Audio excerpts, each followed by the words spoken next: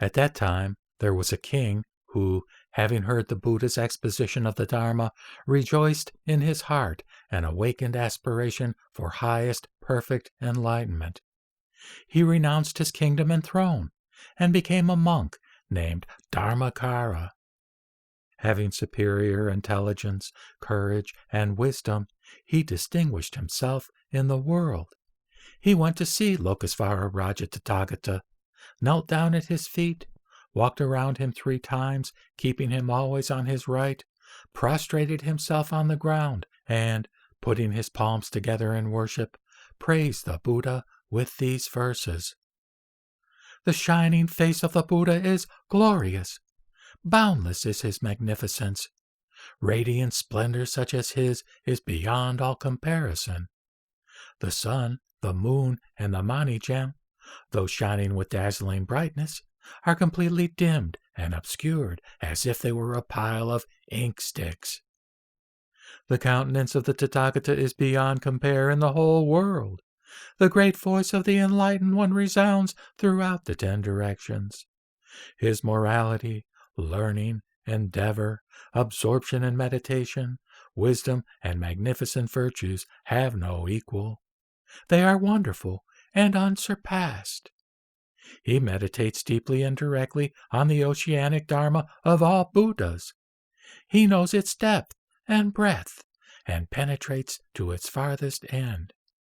Ignorance, greed, and anger are forever absent in the world-honored one. He is the lion, the most valiant of all men. His glorious virtue is unlimited. His meritorious achievements are vast. His wisdom is deep and sublime. His light, with awe-inspiring glory, shakes the universe of 1,000 million worlds. I resolve to become a Buddha, equal in attainment to you, O Holy King of the Dharma, to save living beings from birth and death, and to lead them all to liberation.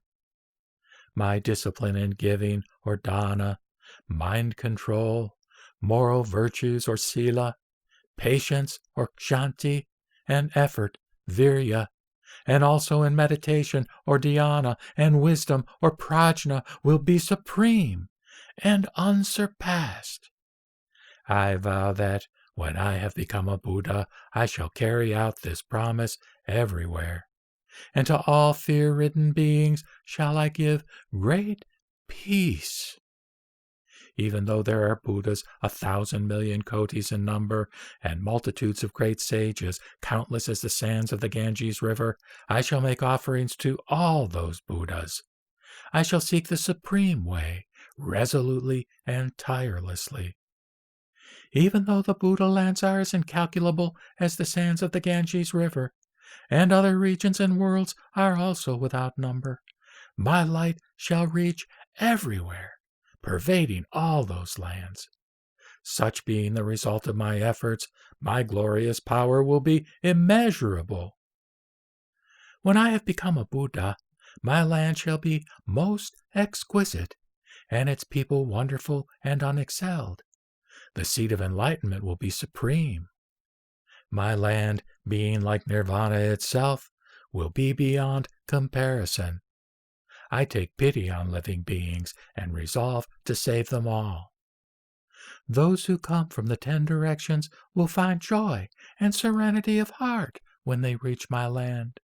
They shall dwell in peace and happiness. I beg you, the Buddha, to become my witness and to vouch for the truth of my aspiration. Having now made my vows to you, I will strive to fulfill them. The world-honored ones in the 10 directions have unhindered wisdom. I call upon those reverend ones to bear witness to my intention.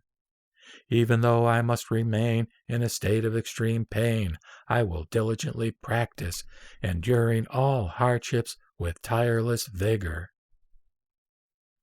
The Buddha said to Ananda, having spoken these verses, Dharmakara Bhikshu said to Lokesvara Raja Buddha, respectfully, world-honored one, I announce that I have awakened aspiration for highest perfect enlightenment.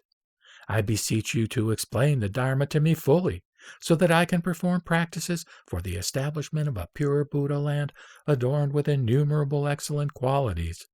So please teach me how to attain enlightenment quickly, and to move the roots of the afflictions of birth and death of all." The Buddha said to Ananda.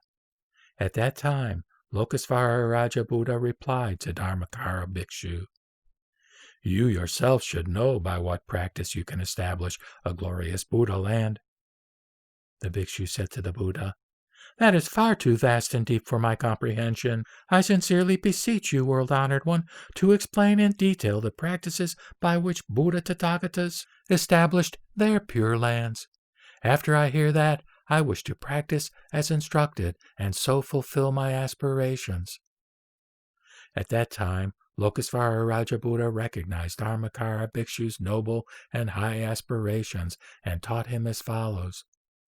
If, for example, one keeps on bailing water out of a great ocean with a pint measure, one will be able to reach the bottom after many kalpas and then obtain rare treasures. Likewise, if one sincerely, diligently, and unceasingly seeks the way, one will be able to reach one's destination. What vow is there that cannot be fulfilled? Then Lokesvara Raja Buddha explained in detail the greater and lesser aspects of 210 kotis of Buddha lands, together with the good and evil natures of heavenly and human beings living there. He revealed them all to the Bhikshu just as he had requested. Then the Bhikshu, having heard the Buddha's exposition of the glorious Pure Lands, and also having seen all of them, resolved upon his supreme, unsurpassed vows. His mind being serene, and his aspirations free of attachment, he was unexcelled throughout the world. For 5 full kalpas, he contemplated the vows, and then chose the pure practices for the establishment of his Buddha land.